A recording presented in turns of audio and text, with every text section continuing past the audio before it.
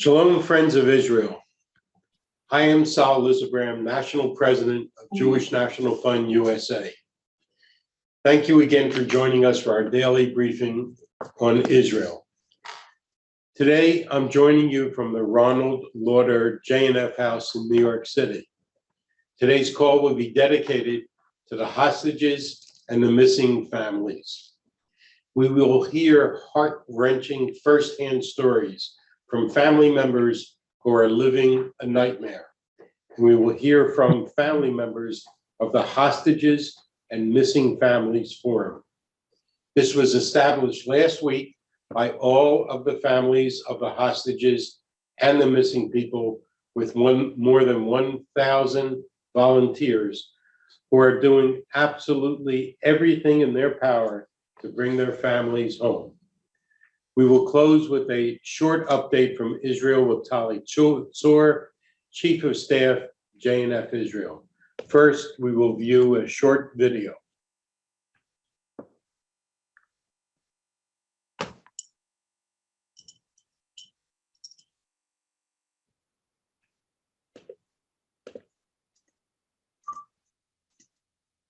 Amos, you need to unmute yourself so we can hear you. Amos, you have to unmute. Start it from the beginning, Amos.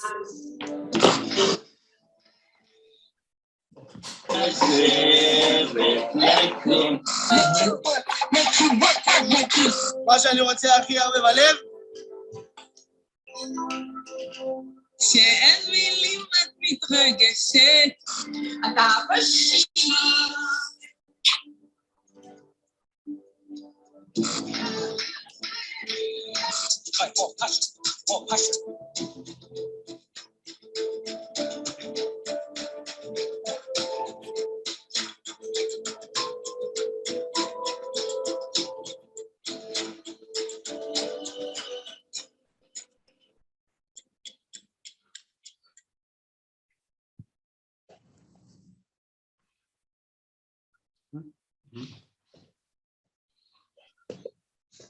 Hi, everyone. In Shelly Shem Tov, my dearest friend, in my dark dreams, I would not believe that I will have to introduce you to my Jewish National Fund USA family in these circumstances. Of you being a mother. Sounds really echoey.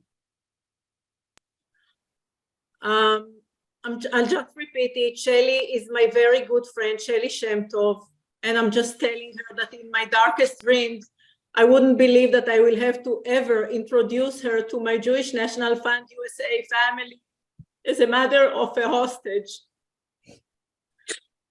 Just a few months ago, we took Shelly and Malki with a bunch of friends to Eshkol region, to the Chalutza communities, to show them how beautiful life is and how we can relate to every person who lives in this area. Shelly, please share with us your story. Hello, I'm Shelly. Me and my family lives in Herzliya. I have my husband is Malki, and we live and we have 3 children. Dana, she's 27, Amit is 24, and Omer, our sunshine, is 21. Last Friday, I had a birthday, and we've been in a restaurant, and we went to Jerusalem to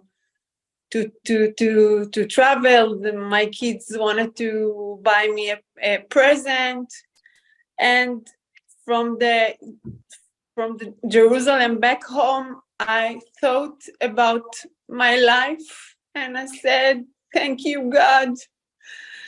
I have an amazing life. I'm so full of what I have." And in the evening, we ate Shabbat dinner, and Omer and Omer went with his friends to the festival. He gave me a hug like he do everywhere. He kissed me 3 times. 1, 2, 3. He said, "Mom, I love you." And he went to the festival. We went to sleep. And in the morning, 6:30 in the morning, there was alarms. We went to the shelter and immediately we called Omer. He said that there is also their alarms, but everything is okay. They are a little bit mess, but it's okay. We are in a crazy country, so rockets or it's a normal thing. And I went back to sleep, and we thought everything is fine. After an hour and a half, Malki, my husband, tried to called the Omer. He said there is a mess there, and they are trying to find their way out. On the 9 a.m., we saw on the TV that it's not a regular thing. I called him again, and I heard that Omer is in panic. He told me, "Mom, there are shotguns here. We are on the car and we want to get away from here." My daughter told him, "Send us live location." He sent us the live location, and then the phone stopped.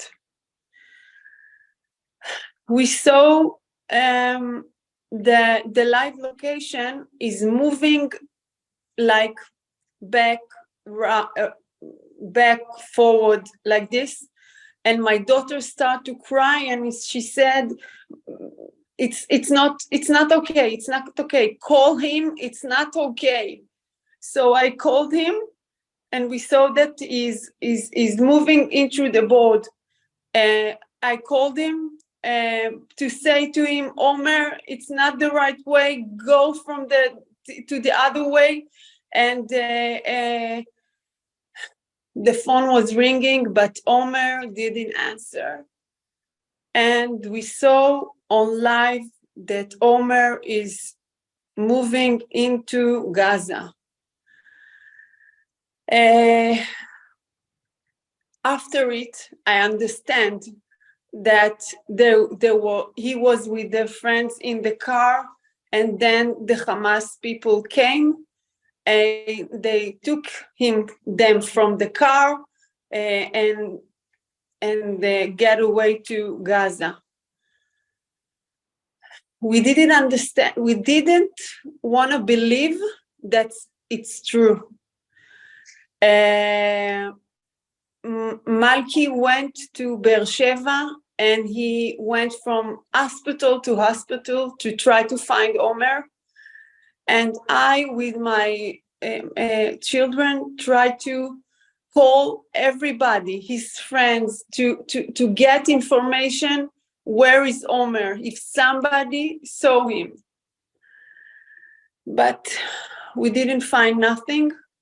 At 8:00 p.m., one of his friends called me, and he said to me, "Shelly, I'm so sorry, but I need to send you a video. I think that Omer is in the video." In the beginning, I said, no, I don't want to see it. I don't want to see it. My brother was with me, and he sent it to him. And we saw Omer cuffed with handcuffs in his hand on the floor of a pickup truck. We heard noises of Arab. They are talking.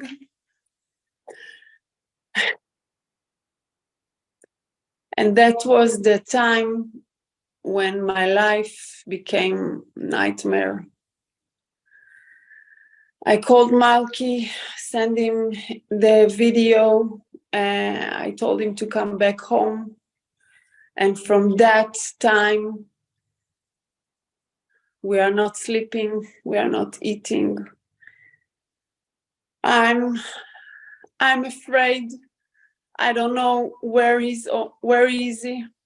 He's with the devil. I don't know if they're giving him food, if they're giving him to eat, if they are beating him. And we try to do things with friends, with a lot of people that can help us to find a way to get to Omer. On Monday evening, the government came and said to us that Omer is kidnapped by the Hamas. And from that time till now, I don't know where he is.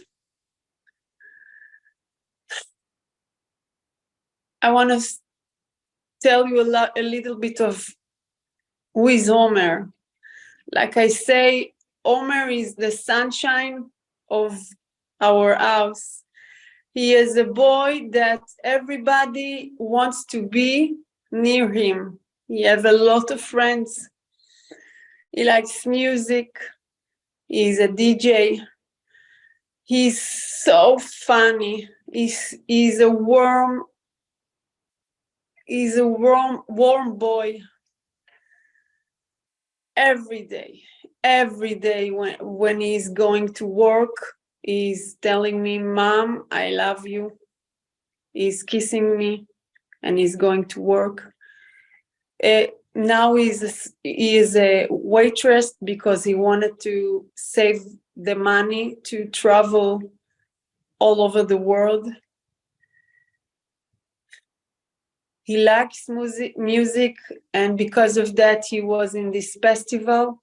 And right now, he needed to be in Amsterdam in a festival like this. I'm, as a mom, that the basic thing that moms can do is to help her son, and I cannot do it now for my son. And the way that I do it now, it's not physically to him, but I am talking and shouting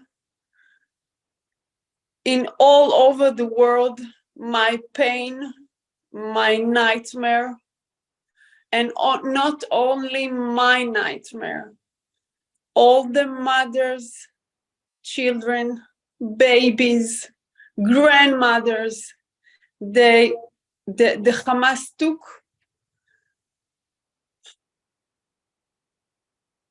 to Gaza, and no mother in the world needs to feel like I feel now. No mother, no father needs to feel this nightmare, this pain, this craziness. And all that I want is my son, my sunshine, Omer.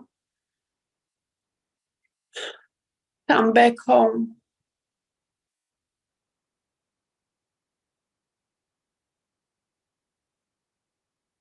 That's it.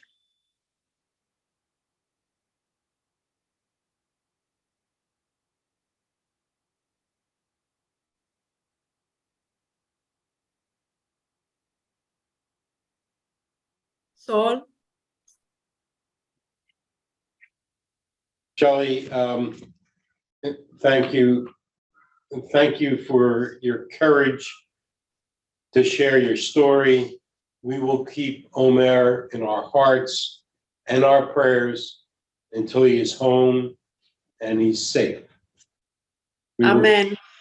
We will keep your story in our hearts. We will keep in touch to make sure that we follow the story. And if there's anything at Jewish National Fund USA that we can do for you or your family, please reach out to us. Thank you. Thank you. Next, we'll call on Ronen Tzur, Strategic Advisor who helped to found the forum and is leading Hasbara. Hello, everyone. I didn't know Shelly and Malki, her husband, and all this big whole family last 10 days.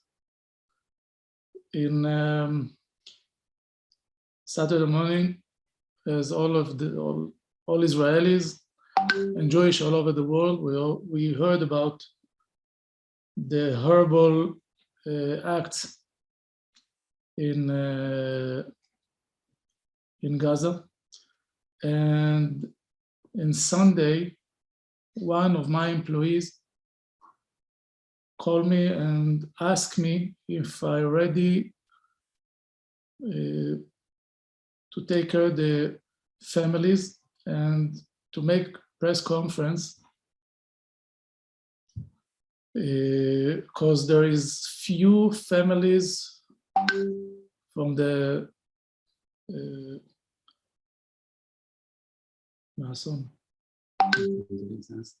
disaster that want to say something to the media. So we met for the first time with 5 families, most of them parents or relative to children, brothers, sisters, parents from the party in Nova, the Love Party. And part of them parents to soldiers, and all became together with a lot of tears, as you saw in this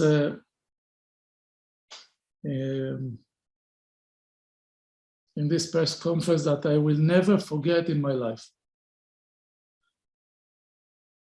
In the press conference, I met for the first time a guy, his name is Dudi Zalmanovich, lawyer, that is part of the family of Shelly and Malki, her husband.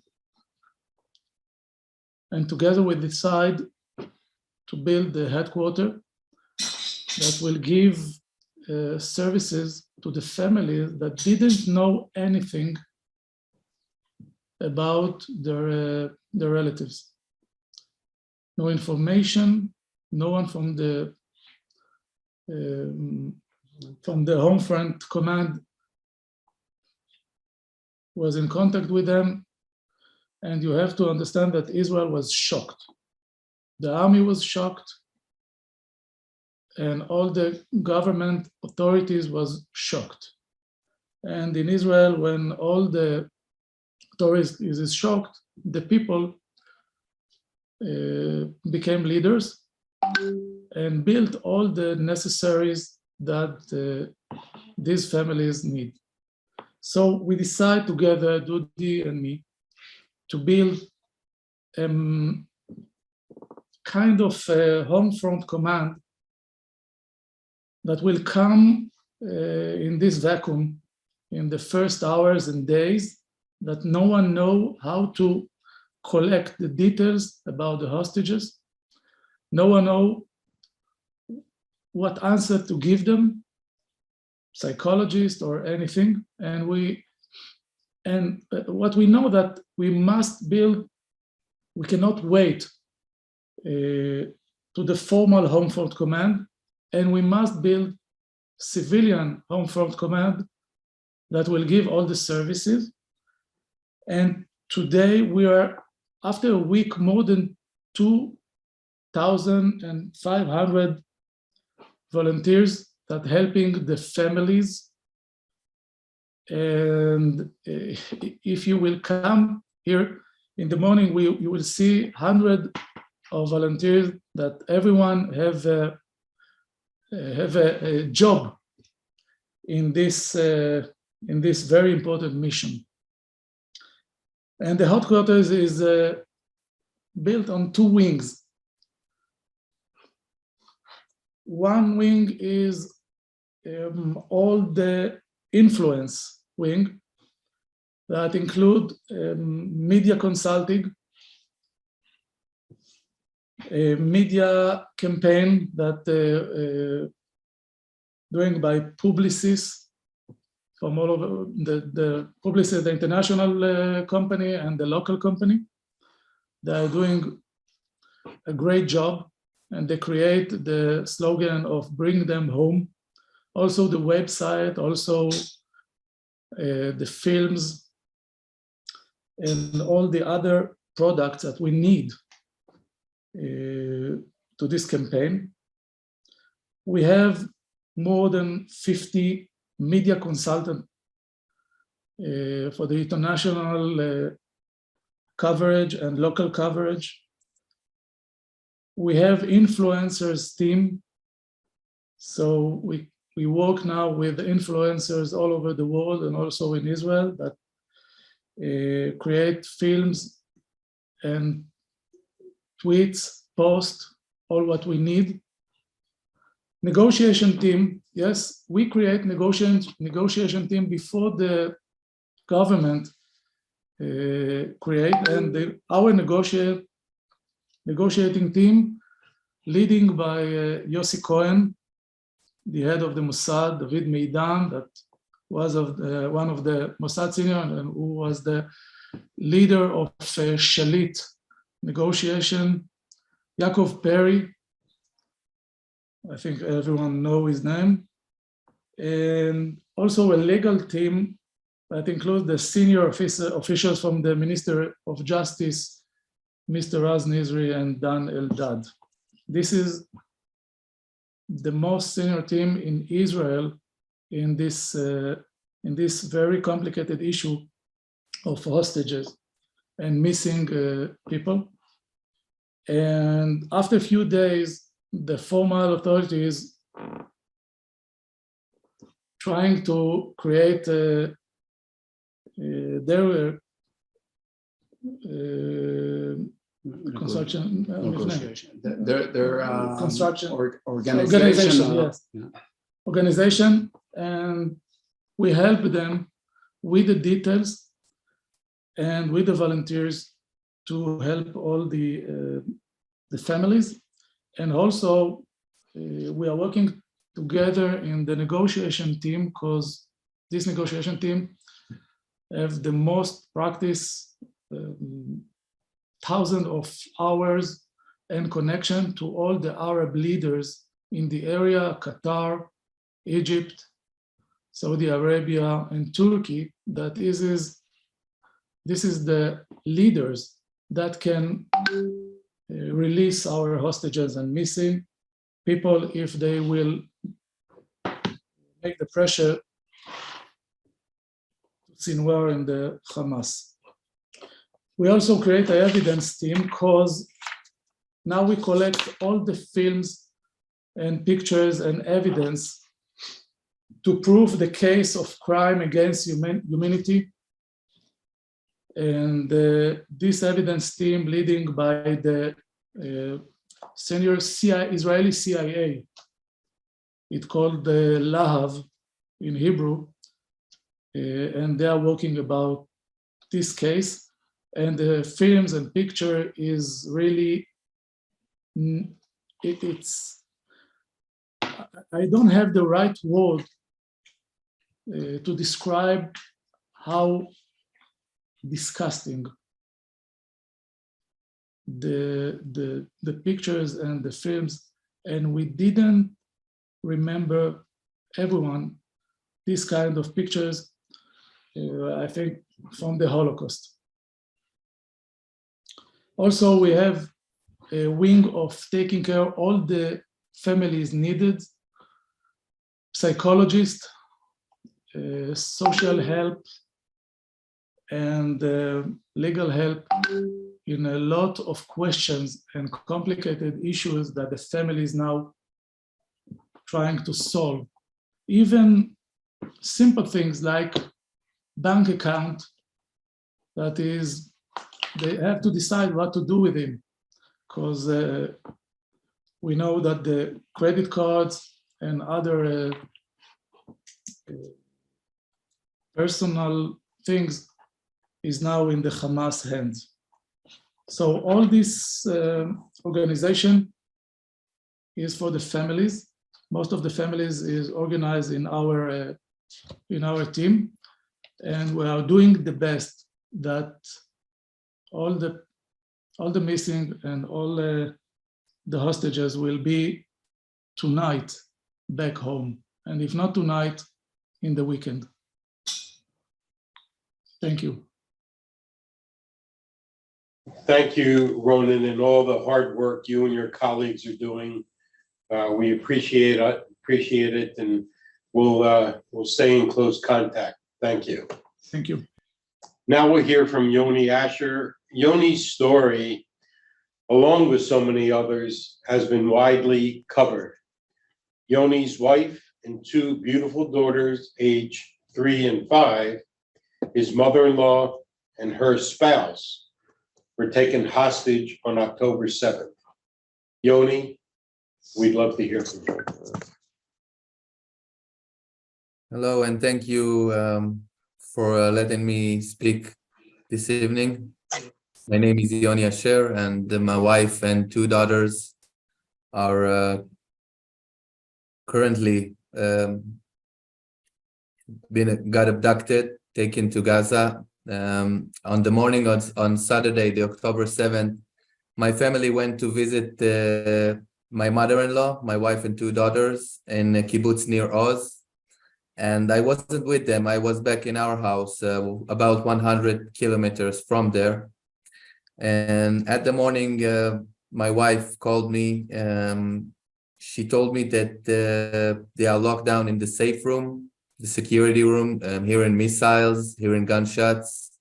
And after about a few seconds, she told me that people entered the house, and she hearing them. And then at that point, we suggested that maybe she will disconnect the phone because we didn't want to risk her. And we did. That was our last call, in fact. And I knew that she and my mother-in-law and her spouse in the safe room. Later on, I tried to reach her, couldn't get to her or my mother-in-law. There was a big mess all around and a lot of phone calls trying to get information. Later on, I tracked her mobile phone using the Gmail app on my laptop, which was open. So I discovered that her mobile phone appeared inside Gaza at that point. And not much longer afterwards, I saw the video 9 seconds long, which is so I recognized my wife and 2 daughters. You can see on this video my wife getting covered on her head by one of the people that kidnapped them, and you can see my older daughter Raz with a purple dress, the yellow gold hair.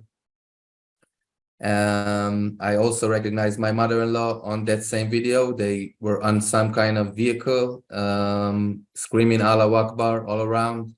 And that's how I found out that they were abducted. It was about noon at 3 p.m. And it's after a few nerve-wracking hours of trying to get them, trying to get information. And when I saw that video, I knew for sure that they were abducted. And many people lately asked me to describe what did you felt? Is it the most common question? How did you feel?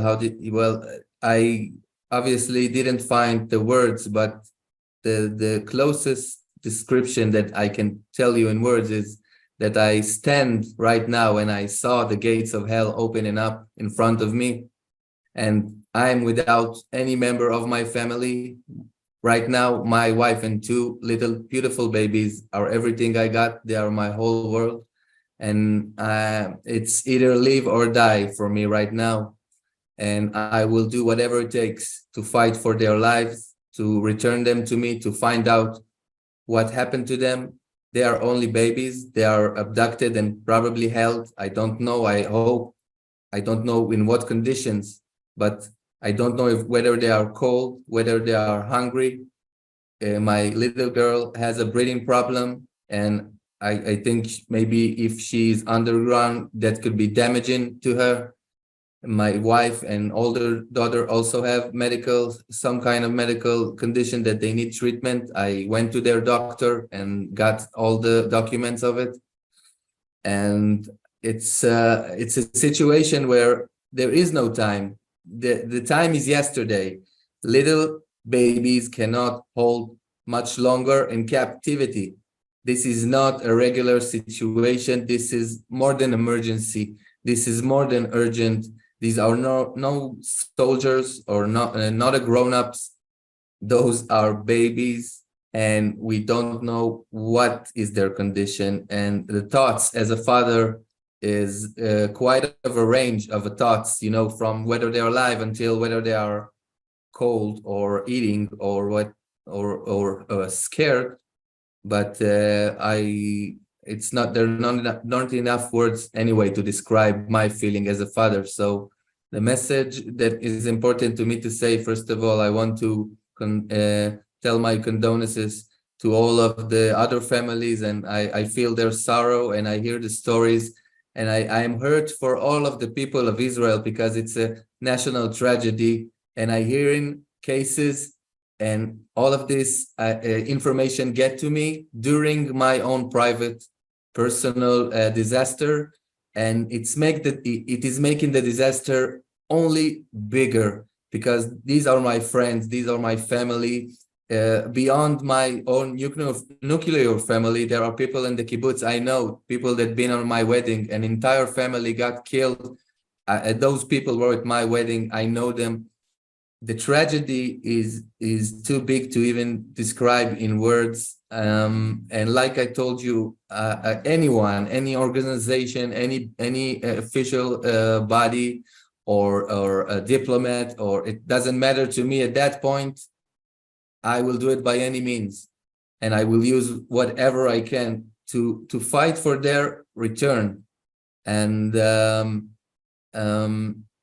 they also have German citizenship, my mother-in-law and my wife.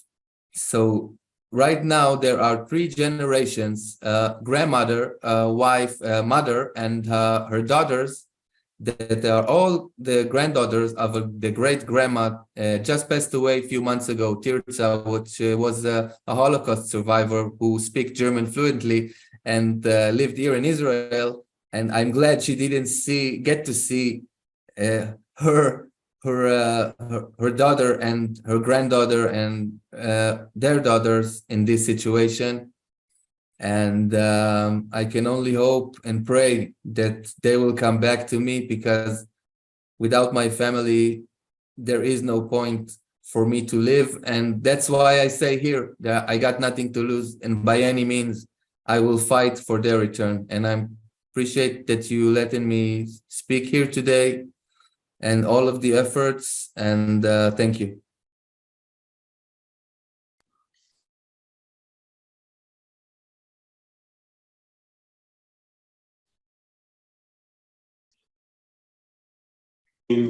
Hopeful and vocal about the safe return of your family. And we feel like your family to us at JNF-USA. So we thank you. We'll keep in touch with you, and please don't hesitate to reach out if we can do anything for you. Thank you very much. Appreciate it. Next, we'll hear from Amos Pickel, a member of the forum in charge of the needs of each family. Amos? Thank you for having us on this call. I'm an Israeli, a volunteer, a part of a group of 2,500 volunteers who volunteer to this, and a part of millions of Israelis who are volunteering, who picked up the pieces of what happened on that horrible Saturday and hit the ground running, trying to help. I think that what we have over here is an organization that was set up in a very professional manner with all relevant disciplines required for the task in hand. Since our efforts are coordinated with the government, are meant to help the Israeli government, but the main strategy is creating outside pressure to pressure relevant governments and entities and organizations to pressure Hamas in a way that will help bring this to a happy end as soon as possible, to end all this suffering. What we do need from you, if you may, is to help us in creating all this influence. Speak to influencers that you know. Speak to public opinion leaders. Speak to contacts that you have in the media, contacts in government, anyone that you think can help create this pressure. Keep up the public awareness. Never let anyone forget that there are 199 people who are in captivity at this moment. We're trying to do everything that we can in order to get them back home, bring them back home. So whatever you can do, please speak to us, be in touch with us. We will get the people to speak in front of whoever is needed, just to do anything, but we need your help in whatever you can help us with, please. And again, thank you for your time, your support, and attention to this. So thank you, Amos. We will do whatever we can. Please keep in touch with us. We'll keep you updated. You can keep us updated. We have a similar goal. Finally, we're going to close with Talia from Israel and for some closing remarks. Hard to speak after this line of speakers. I can only tell you that I don't know what to do first, from early morning until late at night, listening to the stories. I'm speaking with our friends, in Ramat HaNegev and in Eshkol and in Sderot, and everybody's crying for help.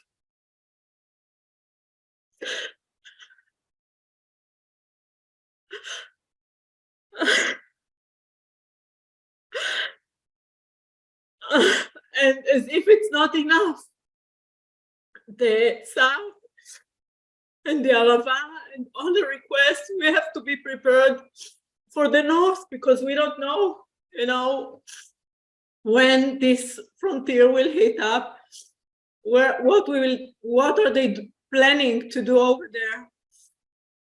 So yesterday we've established with the Ministry of Negev Galil a fund of $5 million together to prepare the communities on the northern border.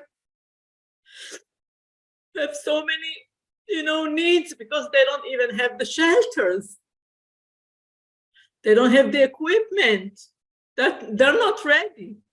So a lot of mayors have asked the residents to evacuate. I don't know where there are rooms anymore in Israel. Between, only in the city of Sderot, that counts 36,000 people, 80% of the city has been evacuated. Only 20% of the residents of Sderot are still in Sderot. And these are all people who suffer from PTD, chronic PTD, people with special needs, elderly people, those that cannot evacuate themselves. So it's the road, and it's Ofakim, and it's all the communities, in the Gaza envelope, and it's in the north, in the upper Galilee, in the western Galilee. And every penny that we're giving them, they're so appreciative. And we can give them just because you're with us. And we feel the support. And I'm sorry for being so emotional. Please, thank you. I know what you're doing. I know what you're giving. I know that you